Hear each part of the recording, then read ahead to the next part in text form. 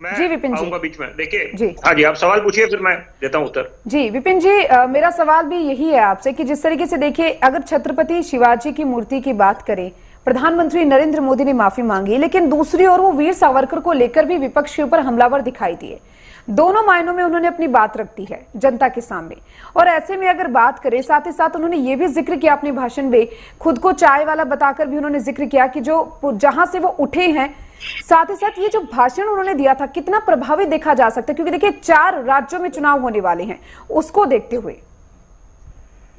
सर्वप्रथम मैं एक बात बोलूंगा, माफी मांगने से कोई छोटा नहीं हो जाता। बिल्कुल। यहाँ पर अगर माफी नहीं मांगते, क्योंकि वो देश का नेतृत्व कर रहे हैं, और ये तो बहुत अच्छी बात है, एक अच्छी नजीर पेश करी है देश के प्रधानमंत्री ने कि यहाँ पर जिम्मेदारी ली है। ऐसे नेताओं की अपेक्षा है। और मैं भरत सिंह जी को जरूर याद ताजा कराऊंगा हर एक मंच पे। भरत जी, मैं उस बात का जिक्र करता हूं बतौर पत्रकार, जिंदगी खपा दी पत्रकारिता में।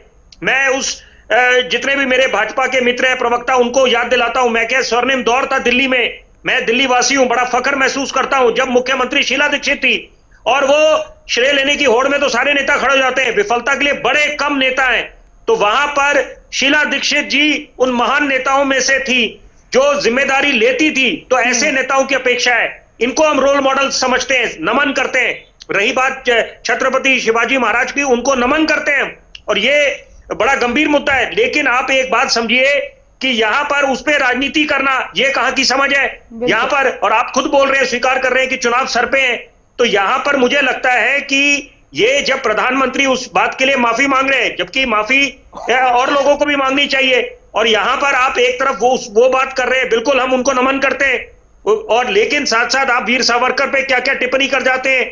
और दूसरी बात है कि ये दोहरे मापदंड क्यों होते हैं। मैं आपकी बात नहीं कर रहा, विपक्ष की बात कर रहा हूं भरत जी की। जब पश्चिम बंगाल में कि वहां पर जो ये इतनी दर्दनाक घटना हुई है जिसने पूरे देश की छवि को शर्मसार कर दिया है, धूमिल कर दिया है, तो वहां पर आप लोग उस तरह के आप आगे आते नहीं है।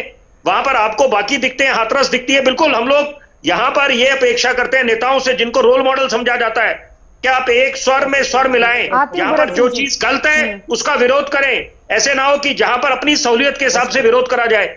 मुझे लगता है कि जो अगर आप लोग भी सकारात्मक बात करेंगे, आप घेरे सरकार को, हम लोग कंधे से कंधा मिला के आपके साथ खड़े हैं। यहाँ पर जो खामियां है उसको उजागर करना है, ये उस पे हम मूर्दर्शन नहीं बने बैठे रह सकते। लेकिन यहाँ पर सवाल ये पैदा होता है कि कुछ अच्छी बातें भी हो रही है, आधा ग्लास अगर खाली है तो आधा भरा भी है।